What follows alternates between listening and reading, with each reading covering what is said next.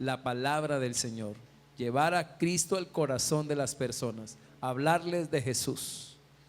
Y frente a eso, entonces tenemos ese dilema tan alto de que hay una confusión frente a este tema de la evangelización, y yo quiero que a través de la palabra podamos darle una respuesta. Amén.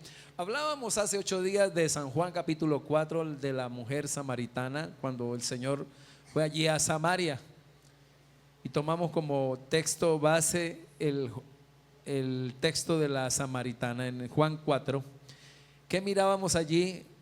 Las exigencias de la evangelización, las demandas, lo que exige evangelizar. Y miramos en primer lugar que una de las exigencias de la evangelización es la compasión. Y miramos que sin compasión, sin amor, sin dolor por los perdidos, no hay evangelización. Y escuchábamos lo que decía Charles Spurgeon, que dijo: si usted no tiene dolor por los perdidos es porque usted no está convertido. Es imposible que alguien que haya salido de las tinieblas a la luz no tenga dolor por los que se están perdiendo.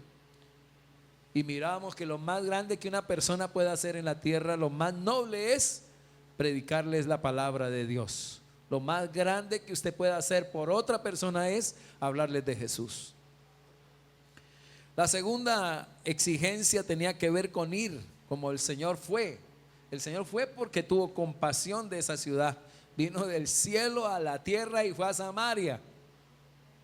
En segundo lugar, fue a un lugar que nadie quería ir.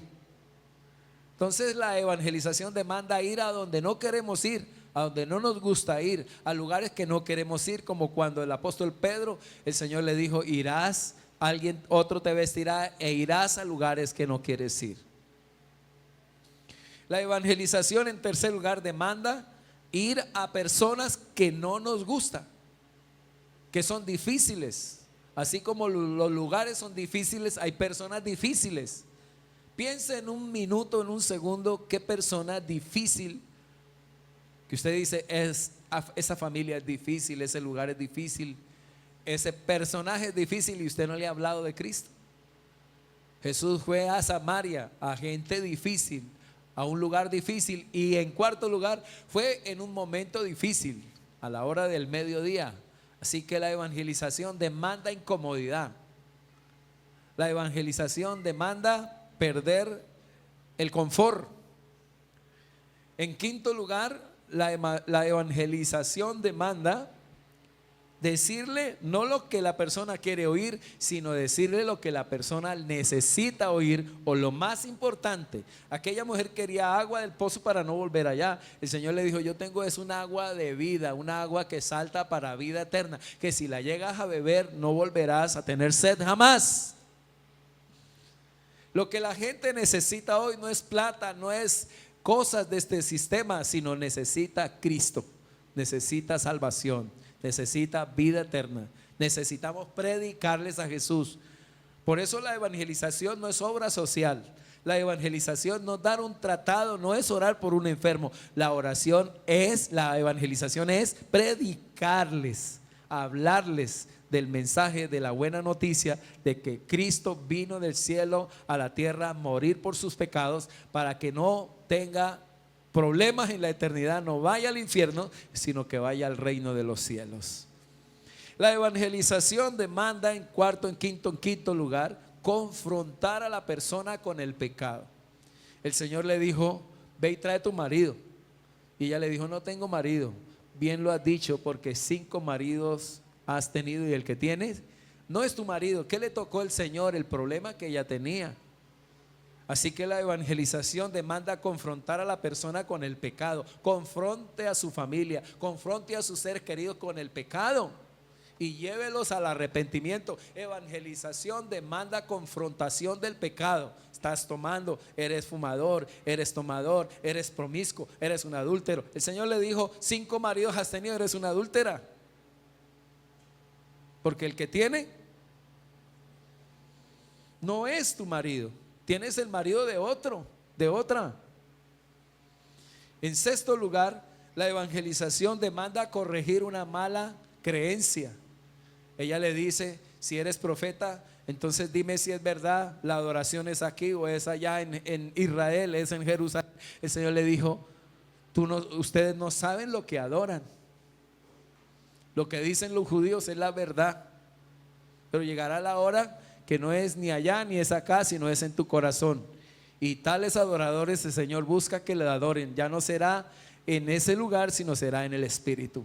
El Señor corrige su doctrina, el Señor corrige su creencia, el Señor confronta esa área que está, en pocas palabras, tergiversada, como cuando usted le toca corregir a alguien que está adorando un santo, a San Gregorio o a San Antonio Bonito, que no, ¿cómo es que dice la mujer? San Antonio Bonito, ¿cómo es que dice? Bendito, yo quiero un novio que no sea coqueto ni tampoco bariqueto. Bueno, la gente hoy en día quiere y pide, ¿no? San Gregorio, botar la moneda para atrás, la Virgen María y un montón de credos que usted tiene que confrontar. Evangelización demanda corregir, confrontar el pecado, demanda decirles la verdad. Jesús se ganó todo este derecho para ser escuchado. Así que si usted no tiene compasión, si no tiene el uno, no puede hacer ninguno. A ver, recapitulemos. Número 1, compasión. Demanda compasión. Segundo, demanda ir a lugares difíciles. Demanda ir a personas difíciles.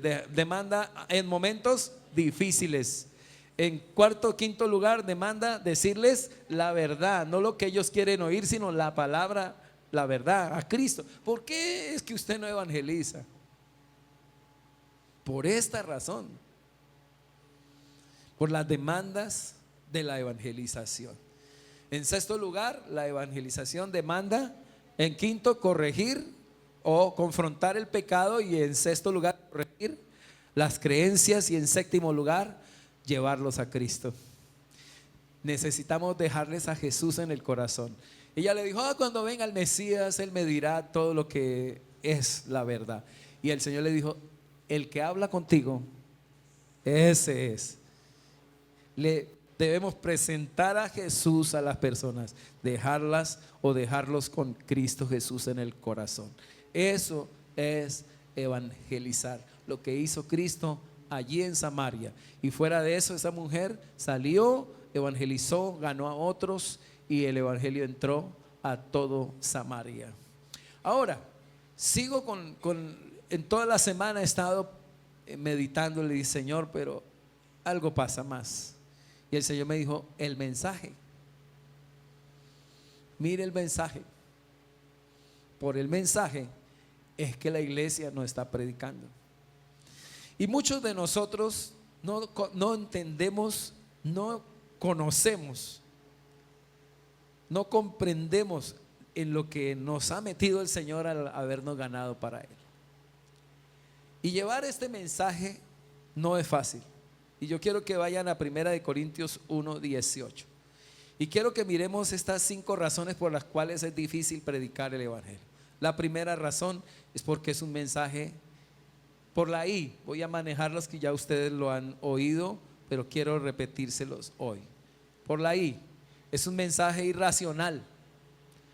En el versículo 18. En el versículo 21 es un mensaje inalcanzable. Número 3, es un mensaje increíble. Número 4, es un mensaje insignificante, inaceptable. Y en quinto lugar, es un mensaje indeseable, trastornador. Repito, primero, es un mensaje irracional. Segundo, es un mensaje inalcanzable. Es un mensaje increíble. Es un mensaje inaceptable. Y en quinto lugar, es un mensaje indeseable. En el versículo 18, 1 Corintios 1:18, frente a esto, encontramos que el mensaje de la cruz es una ¿qué, hermanos? Léalo conmigo. ¿Por qué no predico, pastor? ¿Por qué no le hablo a mi mamá, a mi papá de algo tan poderoso, tan grande que produce vida eterna? ¿Por qué estoy dentro del grupo, pastor, de los 80% que no hablan de Jesús en la semana? Que no llevan ni un invitado. que no tiene como prioridad evangelizar. Porque, número uno, el mensaje es irracional. Cuando hablo irracional, ¿qué se le viene a la mente? Irracional. Que la razón no la alcanza, que la razón no la descifra. Es irracional, es algo loco. Por eso dice que el mensaje de la cruz es una ridiculez para los que se van o para los que van rumbo a la destrucción. Pero nosotros que vamos en camino a la salvación sabemos que ese mensaje que es, hermanos, es poder mismo de Dios. El mensaje de la salvación, el evangelio, es poder de Dios, es el poder de Dios en pasta. Pero al mismo tiempo, para los que se pierden, es ridículo. Yo anoté unas palabras aquí sinónimas que salen de ahí y era lo que sentía el pueblo del tiempo de Pablo en el año 65, 58, 65, más o menos en el periodo en que Pablo predicó. ¿Qué era predicar en ese tiempo la palabra de Dios frente a una cultura griega, grecorromana, que tenía lo que era el intelecto, la razón, la sabiduría, la inteligencia? Era lo máximo. Ellos buscaban era alguien que trajera algo novedoso, algo brillante, algo que los dejara asombrados. Y el apóstol Pablo dice, de esa forma no. Había un problema en la iglesia y era por la forma como predicaba Apolos. Cuando uno hace el estudio de la carta, encuentra uno que en la iglesia de Corinto había alguien que era un predicador que asombraba por su elocuencia y se llamaba Apolos. Y era un predicador brillante, pero tenía un problema, que esa predicación no producía salvación, producía asombro, pero no producía salvación. Y el apóstol Pablo, de lo que observa mientras mira a Apolos predicar y mira a los demás del auditorio, del escenario en el que él está, dice: esta gente quiere es que les esté endulzando sus oídos, sus mentes, y quieren escuchar lo último. Y entonces el apóstol Pablo dice: de esa forma no voy a predicar y de esa forma no voy a enseñar. Y Pablo tenía un léxico, tenía un lenguaje poderoso, pero dice la palabra en el capítulo 2 que propuso llegar a Corinto y no saber de nada sino de la cruz de Cristo. Y comienza a solucionar el problema. No, estos hombres no están predicando la verdad, porque la verdad de la cruz es una ridiculez para los perdidos, y resulta que ellos quieren escuchar algo brillante. No, cuando se predica el evangelio es algo loco. Es algo loco que la mente dice: ¿cómo puede ser eso? De que un hombre, un judío, haya muerto en una cruz, y que en su triste muerte, el que crea tiene vida eterna. Eso es una tontería, creer que esa sangre que derramó en la cruz del Calvario, y en esa cruz cuando muere, que el que crea y renuncia a todas sus cosas y cargue su cruz y lo siga, tiene vida eterna. Eso es ridículo, eso es escandaloso, eso es algo irracional.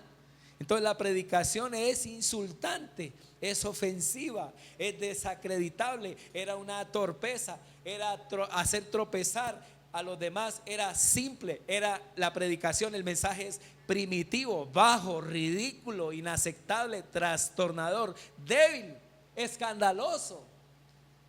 Ese es el mensaje de la cruz.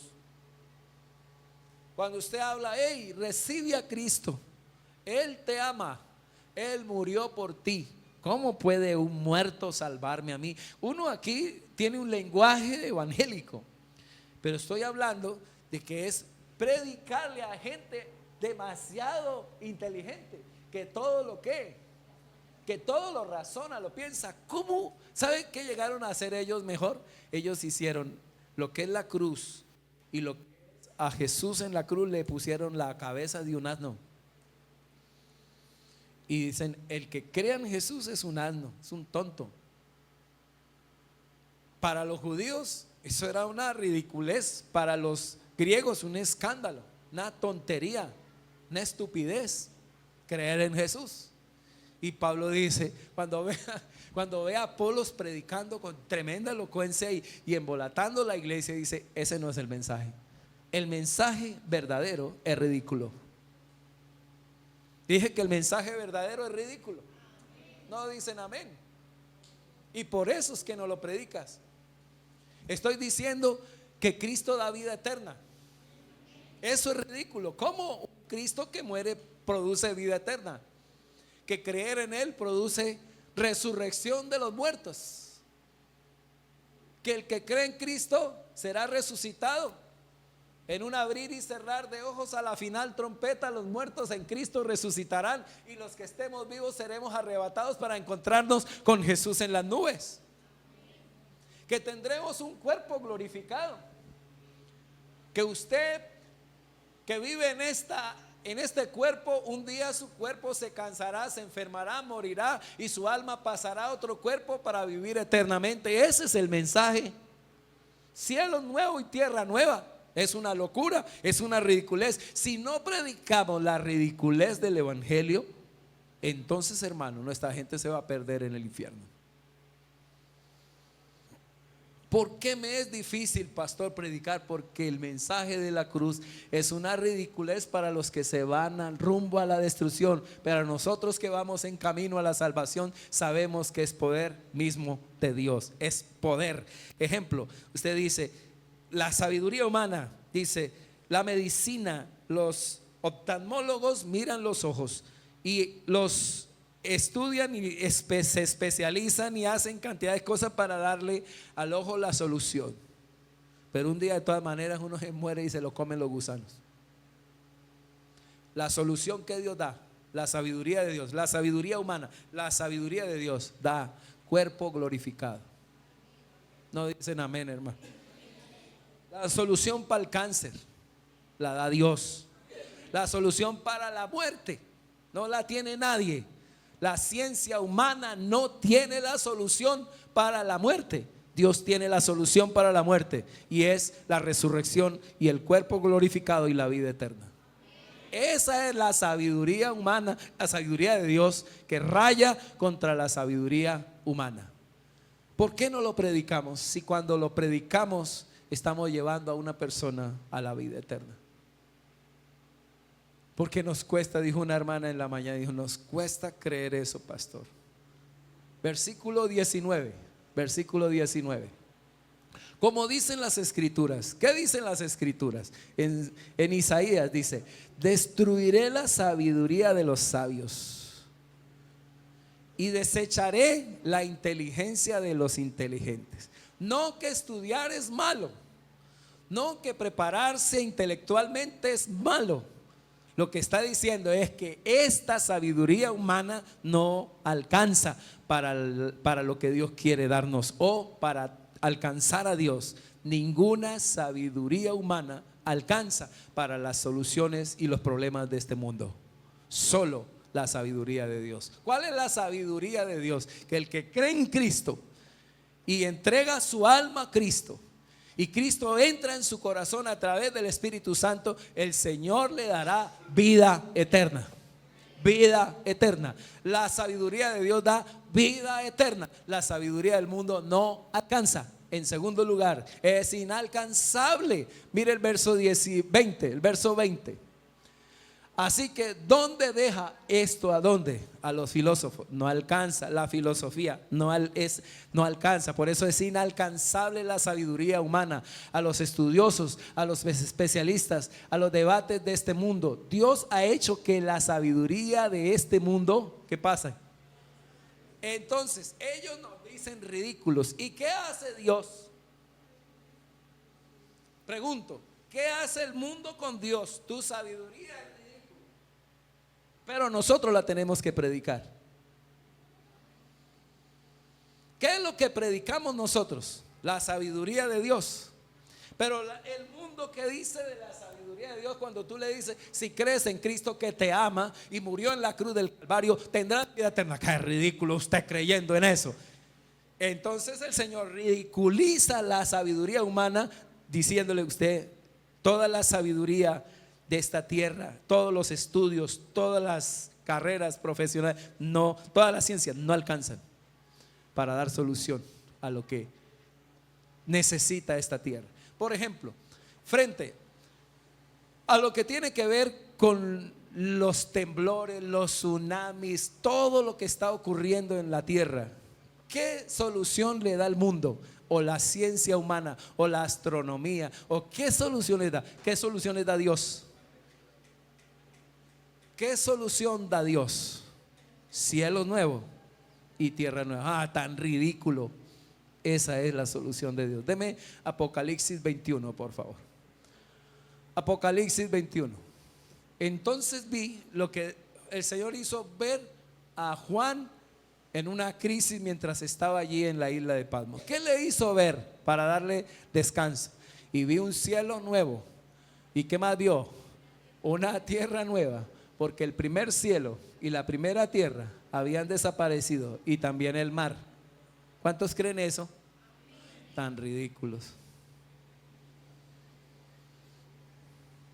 ¿Usted cree eso? Esa es la ridiculez del evangelio. ¿Cuál es la tendencia frente a esto? Dígame, ¿cuál es la tendencia? No los oigo. ¿Cuál es la tendencia de la iglesia frente a esto? Que parece ridículo. ¿Cuál es?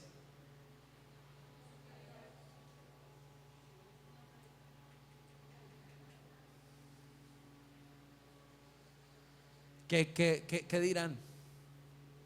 ¿Qué pensarán de mí? O lo manejamos como algo, como un consuelo. ¿Cómo es que dicen por ahí? Un consuelo. Yo quiero calmar mi culpa, mi dolor. Entonces creo en eso, como si fuera algo superfluo, como algo así irracional, algo que no es verdadero. No, esta es la verdad. Y con esta verdad, con esta sabiduría, el Señor ridiculiza la sabiduría de los sabios y de los entendidos. Versículo 2. Y vi la ciudad, a ver, ayúdeme. ¿Qué vio? ¿Qué vio Juan? Vi la ciudad santa, la nueva Jerusalén que descendía del cielo, desde la presencia de Dios, como la novia hermosamente vestida para su esposo. Verso 3.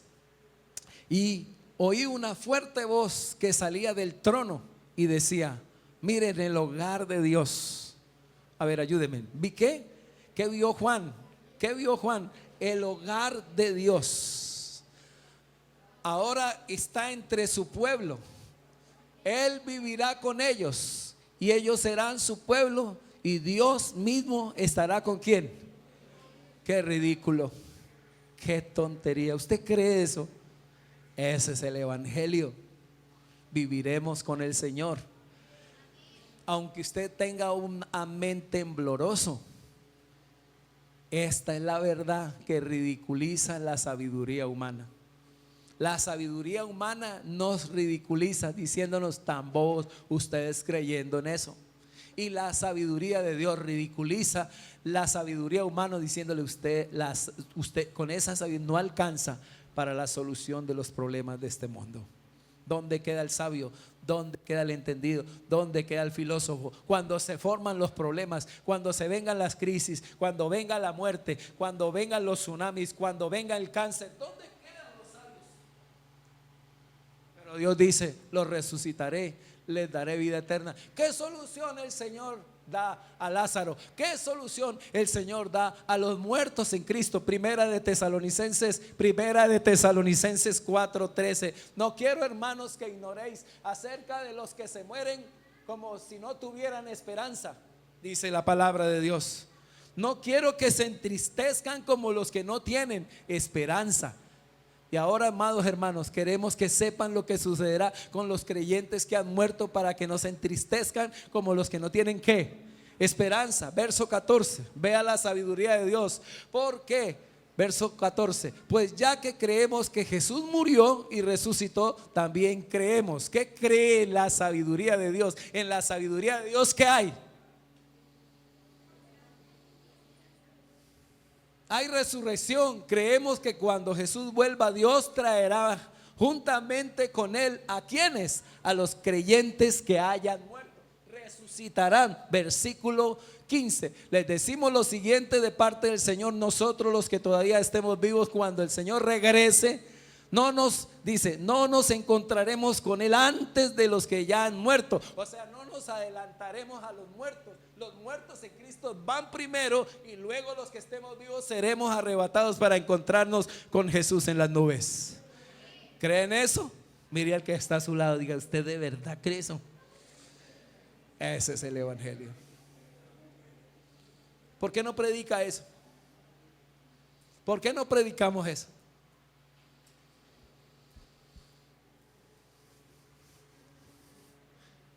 Primera de Corintios 15:35. Primera de Corintios 15:35. Rápido, por favor. ¿Qué dice? Pero alguien podría preguntar: ¿cómo resucitarán los muertos? ¿Qué clase de cuerpos tendrán? Qué pregunta tan tonta, dice Pablo. ¿Por qué lo dice? Porque Dios lo llevó al tercer cielo y allá le dio cosas gloriosas, maravillosas, que son difíciles de explicar. Y él en 1 Corintios 15 lo está explicando. En 2 de Corintios 5 lo está explicando. Vea lo que dice el 51 de 1 de Corintios 15, 51. 1 de Corintios 15, 51. Pero permítame revelarles un secreto. ¿Un secreto qué? Maravilloso. ¿Sabiduría de qué? Sabiduría de Dios frente a la sabiduría humana. Sabiduría de Dios. Me propuse, Pablo dijo en primera carta a los Corintios capítulo 2, me propuse no ser como Apolos. No les voy a predicar con elocuencia, les voy a predicar a Cristo crucificado. Les voy a predicar sabiduría de Dios. La sabiduría de Dios. Permítame revelarles un secreto maravilloso. No todos moriremos, pero todos seremos transformados. Así que levanta el Señor los muertos y a los que estemos vivos nos arrebata para encontrarnos con el Señor en las nubes. Predíquelo. Mire al que está a su lado y predique esta ridiculez. Predique esta locura. Predíquele a su mamá eso. Mamá, yo creo que el Señor vendrá. Si nos morimos, nos vamos con Él, nos resucitará. Y si estamos vivos, pues nos arrebatará para encontrarnos con Él en las nubes. Mi hijita, ¿qué se comió? Mi hijito, ¿qué se está tomando? Hágalo en el trabajo. ¿Qué te van a decir? Y por esa razón usted y yo muchas veces no evangelizamos y no hemos entendido el mensaje. ¿Por qué razón la iglesia no predica? Porque no ha entendido el mensaje, que el mensaje en primer lugar es ridículo, es irracional, y en segundo lugar es inalcanzable con cualquier filosofía o cualquier ciencia. No alcanza. El mensaje es superior. Vea, por favor, lea conmigo el 52. Sucederá, a ver, ayúdeme. Sucederá en un instante, sabiduría de Dios, en un abrir y cerrar de ojos. Pues cuando suene la trompeta, los que hayan muerto, ayúdenme, ¿qué les va a pasar? Resucitarán para vivir por siempre.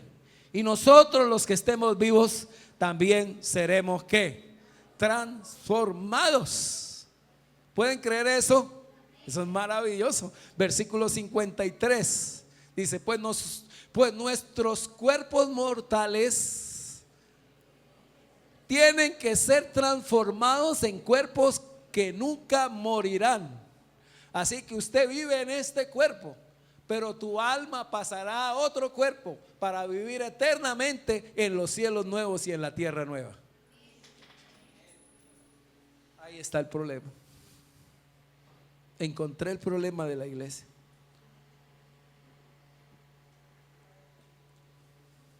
Ese es nuestro problema. Yo me imagino que predicaba Apolos.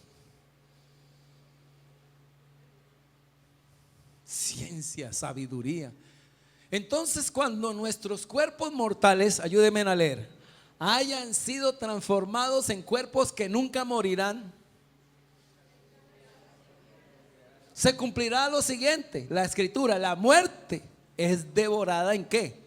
En victoria. Y entonces usted vivirá, ¿dónde? En lo que le dije en Apocalipsis. Pastor, eso es algo glorioso. Segunda de Corintios capítulo 5. Pablo tiene el trabajo de predicar el evangelio en Corinto, corregirlos, que no se les meta la nueva era, que no se nos meta el mensaje. En estos días hablaba con un hombre y me dijo: pastor, yo creo que usted está equivocado. ¿Cómo puede usted creer en el arrebatamiento de la iglesia? Y le dije: la verdad, hermano, eso es una locura creerlo. Es una locura creerlo, pero toca predicarlo. Pero ¿cómo va a creer? Yo no sé cómo lo va a hacer Dios, pero me mandó a predicar algo loco. ¿Y si lo pongo cuerdo? ¿Qué pasa si pongo cuerdo el evangelio? Se daña. El evangelio es una locura. En pocas palabras, no que es algo descabellado, que es algo que se le salió del control a Dios. No, no, no. Que Dios le plació con su locura, con su inteligencia, arreglar todo. Así que Él dice: cáncer, muerte, cuerpo glorificado y resurrección, vida eterna, y cielo nuevo y tierra nueva. Para los que no disfrutan aquí por cualquier motivo, vivirán conmigo eternamente felices por los siglos de los siglos. Pero cuando usted recibe, cuando usted lleva a alguien a Cristo, no lo está, también lo invito a la iglesia. Ese no es el plan de Dios.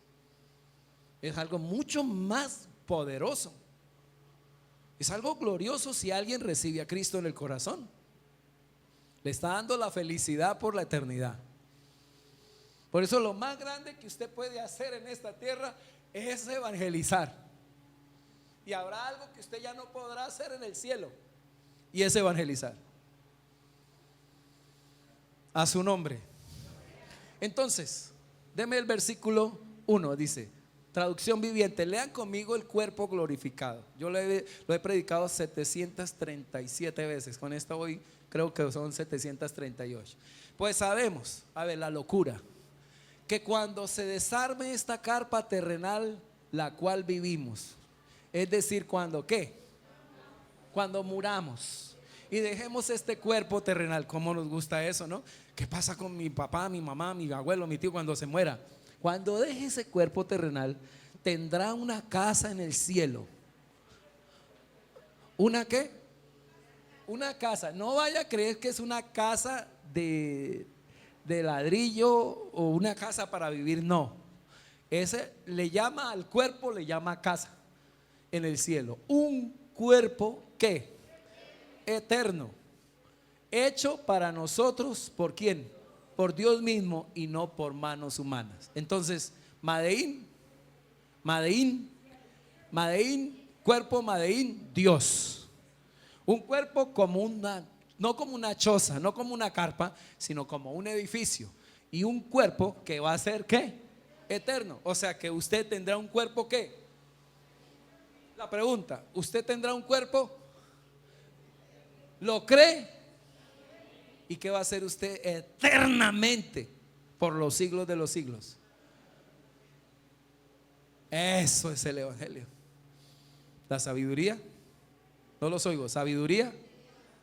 ¿Qué nos manda a predicar al Señor? Sabiduría de Dios. ¿Cuántos dan gloria a Dios por eso? Hay mucho más por leer. Deme el otro para que disfrutemos. Dos. Nos fatigamos en nuestro cuerpo actual. Ahorita que estuve en un evento de pastores, los héroes de la fe se llama. Estuvimos atendiendo a todos los hermanos. Me tocó sentarme con pastores de 80, 70 y pico, y los ve uno que van cansándose. Están cansados. Y uno había de 90 años ahí, tocaba llevarlo para todos lados en una silla, y manejaba el carrito así con un dedito, y cuando se estaba cantando apenas hacía así, pero recansado el cuerpo. fatigado. Nos fatigamos en nuestro cuerpo actual y anhelamos, ayúdeme, a ponernos como si fuera ¿qué? ¿Cómo se pone usted un vestido? Y ahora que usted se ponga un cuerpo eterno, usted, ay, ¿dónde está Dios? Porque me duele aquí, y este cáncer, ¿por qué no lo quitó? Y es que yo oré, y es que ya Dios hizo la solución. Tendremos cuerpo eterno todos los que creemos en Cristo. Por eso cuando usted no le habla de Cristo a otro, imagínese, morirá y no tendrá un cuerpo eterno. No. La evangelización tiene el mensaje. La sabiduría de Dios tiene el mensaje de la vida eterna, la resurrección, el cuerpo glorioso, los cielos nuevos, la tierra nueva. Predíquelo sin parar, que ese es el mensaje que tenemos que darle. Parece ridículo, pero es el mensaje de Dios. Capítulo, deme otra vez Primera de Corintios. Primera de Corintios. Hay mucho más a hablar ahí para hablar del cuerpo glorificado. Es increíble, pastor, ¿por qué predicar el evangelio es difícil? ¿Por qué lo he dejado de predicar? Deme las razones. Primero, porque el mensaje es irracional. Segundo, porque el mensaje es inalcanzable con la sabiduría humana. Tercero, porque el mensaje es increíble. Versículo 22. Versículo 22, Primera de Corintios, capítulo 1, versículo 22. 22. Es ridículo. ¿Para quiénes? El mensaje que les acabé de predicar es ridículo. ¿Para quiénes? Para los judíos que piden señales del cielo, y es ridículo para los griegos que buscan la sabiduría humana. Para ellos, versículo 23. Entonces, cuando predicamos que Cristo fue crucificado, los judíos, ¿qué les pasa? ¿Qué les pasa? Se ofenden. Y los gentiles dicen que son ¿qué? Entonces, ¿qué te dicen cuando hablas de este mensaje, cuando hables de Cristo? Oye, recibe a Cristo y tendrás vida eterna, tendrás salvación, no irás a condenación, tendrás resurrección, tendrás vida eterna, cielos nuevos. ¿Le ha predicado eso al alcalde? ¿Le ha predicado eso al concejal? ¿Sabe para qué Dios te llevó a la alcaldía? Para predicarle al alcalde. ¿Por qué estás en la Sijín? Porque Dios te llevó allá para predicarle a los de la Sijín. Porque tienes el don, el talento y la habilidad que tienes para que ganes a los que están a tu alrededor con el mensaje ridículo del evangelio. Hemos dejado de hablar de este mensaje porque tiene estas características. Es irracional, es inalcanzable con las habilidades de este sistema. Es increíble. En cuarto lugar, deme el versículo 24. Sin embargo, para los que Dios llamó, ¿cuántos dan gloria a Dios? A la salvación, tanto judíos como a gentiles, Cristo, ¿qué es? Poder de Dios y la sabiduría de Dios. Por eso nosotros decimos, qué maravilloso Dios, gracias poderoso por darme salvación, por haberme sanado, por haberme sacado de las tinieblas a la luz. Gracias. Eso es victoria. Por eso el que no siente esto no ha sido salvo. Es increíble que alguien que haya salido de la cárcel, que le hayan condenado a cadena perpetua y le digan luego queda libre, ¿cómo se siente esta persona? Agradecida. ¿Qué pasó? Pero ¿cómo puede ser? Pero venga, yo estaba condenado. Nosotros estábamos condenados. Estábamos muertos en nuestros delitos y pecados. Cristo murió y nos ha perdonado. Con su sangre preciosa nos ha limpiado. Ahora usted y yo tenemos vida eterna por creer en Cristo. Deberíamos de sentirnos muy felices. Esa sensación no está en nosotros. Algo está pasando. ¿Por qué no hay pasión por la evangelización? Porque no hemos sentido el gozo de la salvación en nuestras vidas. Muchos de nosotros no hemos sentido que hemos salido de las tinieblas a la luz, que hemos salido de la muerte a la vida. No hemos sentido que Dios nos sacó del infierno al cielo. Por eso no nos parece importante que otra persona reciba a Jesús para tener vida eterna, porque no hemos sentido nosotros la vida eterna. Necesitamos pedirle al Señor que nos ayude a sentir las emociones y el gozo de la salvación. Estoy preocupado. ¿Por qué la iglesia no evangeliza? Con esas demandas de ir a donde nadie quiere ir, de incomodarse para predicar, de ir a gente difícil, de confrontar, de corregir, de decirles no lo que ellos quieren oír, sino lo que ellos necesitan. Y aparte de eso, el mensaje es irracional, es inalcanzable, es increíble y es inaceptable por la gente que Él escogió para predicar. Ayúdeme, versículo 25. Ese plan ridículo de Dios es más sabio que el más sabio de los planes. Disfruten este texto, disfrútenlo en el Espíritu. Ese plan ridículo de vida eterna, de que Cristo perdona, de que su sangre nos limpia, de que Él murió por nosotros y nos perdonó y nos salvó. Ahora, ese plan ridículo de vida eterna de Dios es más sabio que el más sabio de los planes humanos, y la debilidad de Dios es más fuerte que la mayor fuerza humana. Esa debilidad de Cristo en la cruz es lo más poderoso. Fue lo que nos dio vida eterna. Lo más débil de Dios estuvo en la cruz. ¿Qué será lo más fuerte entonces? Si en la debilidad venció al diablo, ahora en su fuerza, ¿cómo será? Hermanos, somos la gente más bendecida y más bienaventurada. Ese plan ridículo de Dios es más sabio que el más sabio de los planes humanos, y la debilidad de Dios es más fuerte que la mayor fuerza humana. Versículo 26. Noten eso. Entonces, el evangelio hasta aquí, escúcheme bien, razones por las cuales nos es difícil evangelizar: por su irracionalidad, porque es inalcanzable con las ciencias, porque es increíble a la razón, y cuarto, porque es inaceptable por la gente que lo predica. Es inaceptable que el Señor haya dicho: esto tan poderoso lo va a predicar gente como esta. Ayúdenme a leer. Recuerden, amados hermanos, que pocos de ustedes eran sabios. ¿Qué nos dijo ahí? Dígale a alguien poco sabio. ¿Y qué le está diciendo? ¿Qué ganó Dios para predicar su mensaje? Los pocos sabios a los ojos del mundo, o poco poderosos o poco ricos. Cuando Dios nos llamó a los más pobres, a los más débiles, a los más cerraditos. Entonces, cuando alguien así cerradito frente a un sabio está predicando esta ridiculez, no le cree.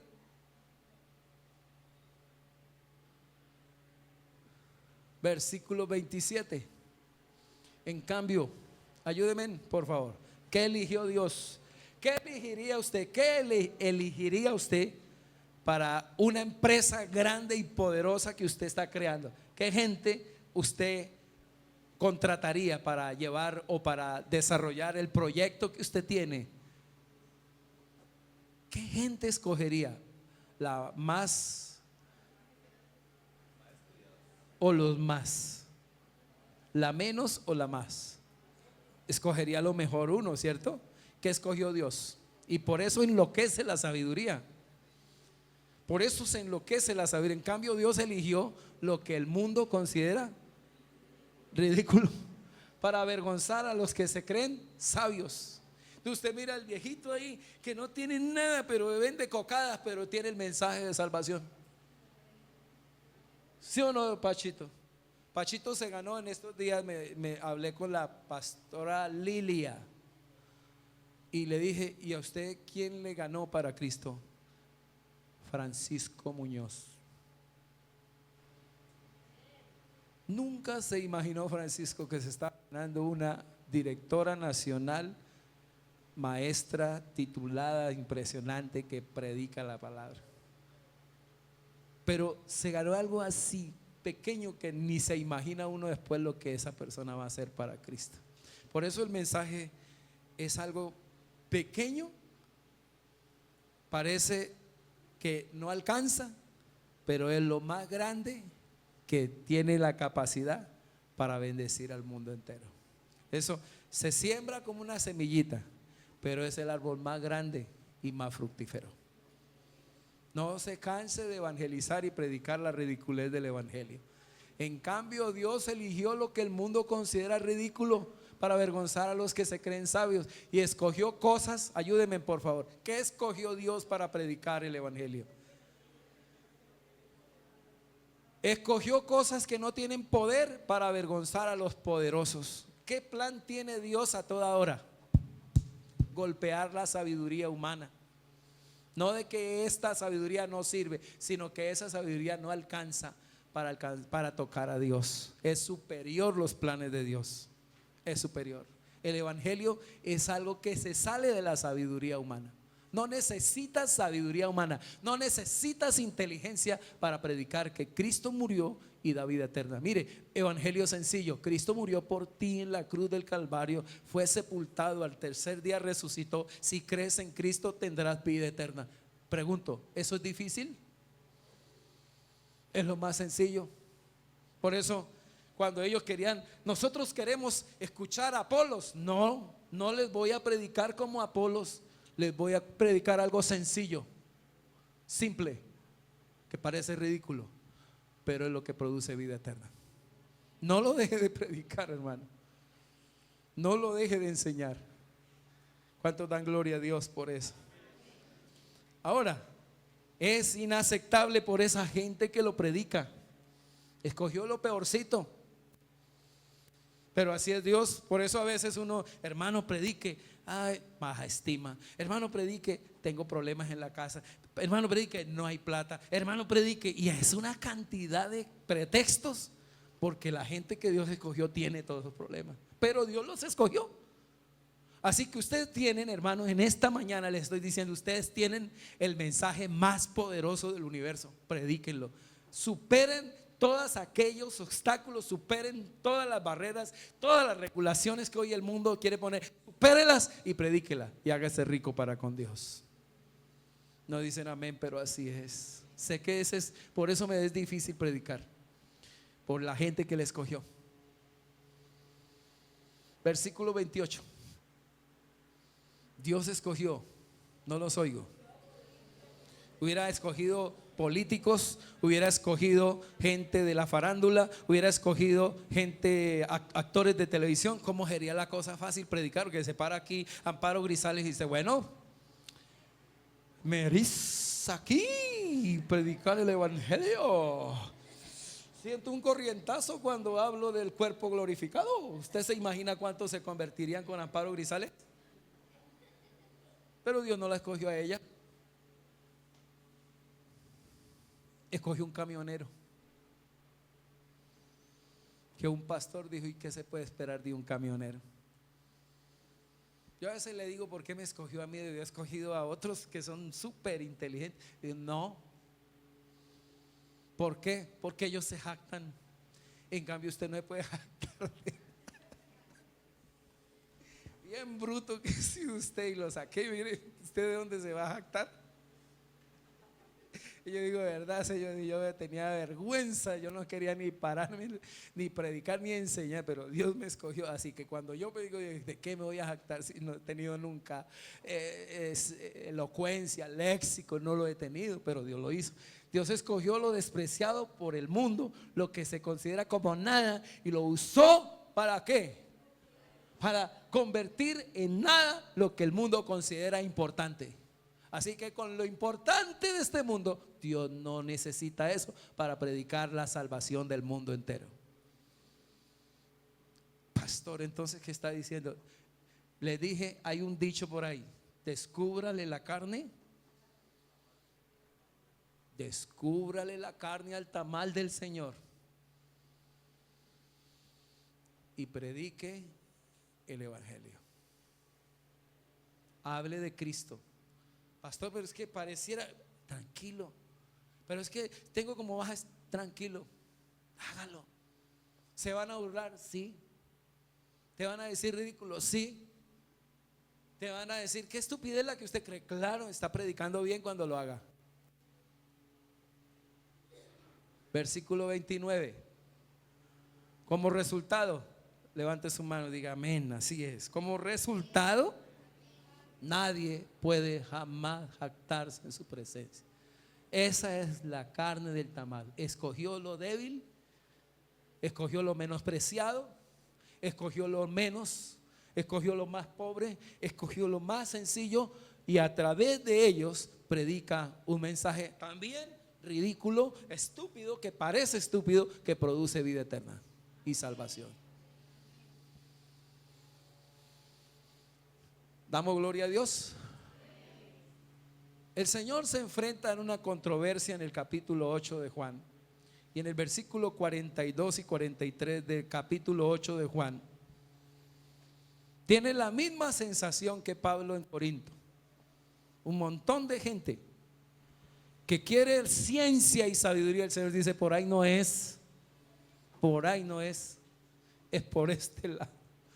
Y ahí Jesús le dijo, si Dios fuera su Padre, les dice claramente, ustedes me amarían, porque he venido a ustedes de parte de Dios. No estoy aquí por mi propia cuenta, sino que Él me envió. Ellos no creían eso, que Dios estuviera ahí. Este es el mensaje ridículo, que Dios vino a la tierra para morir, para perdonar nuestros pecados.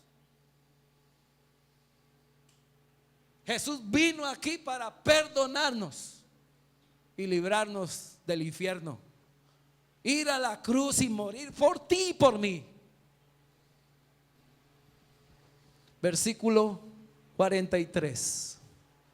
Jesús les dijo, ¿por qué no pueden entenderlo? ¿Por qué no lo entienden que yo he venido? Soy Dios y estoy aquí. No les cabía eso, no les cabía. No les cabía que el Hijo de Dios se hiciera hombre, que era la encarnación para el pueblo de Israel, que era la encarnación, una ofensa. Era una ofensa, era un escándalo. Creer en Jesús era escandaloso. Pero así le plació a Dios. ¿Qué era Jesús? Un tropezadero para las mentes sabias.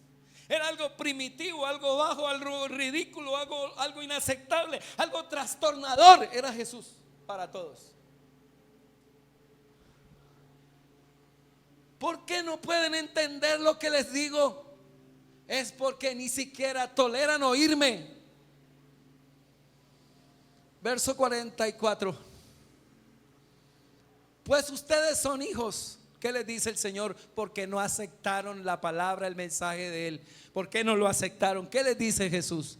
Ustedes son hijos de su padre, el diablo. Todo aquel que no acepta el mensaje ridículo de la cruz tiene un padre y se llama el diablo. Y les encanta a ustedes hacer las cosas malvadas que Él hace. Él ha sido asesino desde el principio y siempre ha oído ¿qué? Ha oído la verdad, porque en Él no hay verdad. Cuando miente, actúa de acuerdo con su naturaleza, porque es mentiroso y el padre de la mentira. Y muchos no creen en la verdad, creen en la mentira del diablo. Verso 45. No les cabía el evangelio. Por eso es natural que una persona, cuando se le predica a Cristo, no se le dé la gana de creer la verdad, que es la que nos hace libres. Cierro aquí diciéndole, hermano, para salir de la estadística de la iglesia que no evangeliza, que no predica, que no enseña la verdad, necesitamos entender que el mensaje tiene estas características. Número 1, que es ¿qué? Irracional. Número 2, que es ¿qué más? Inalcanzable. 3, que es increíble. 4, que es indeseable. Y 5, que es inaceptable y que es indeseable. Que es inaceptable en cuarto lugar, que es indeseable y trastornador. Trastorna. Es un mensaje que trastorna. Llame a su patrón y dígale: patrón, Cristo te ama. No, otro cuento con eso. Jesús te ama, patrón. Y usted me paga mi sueldo. Es imposible que yo sea tan malo y no le hable de Cristo. Quiero decirte que Jesús murió por tus pecados y que derramó su sangre en la cruz del Calvario para salvarte. Y que si crees, tendrás vida eterna, patrón. Me da mucho dolor, patrón, que yo llegue un día al cielo y usted no esté allá, y que usted ha sido tan bueno.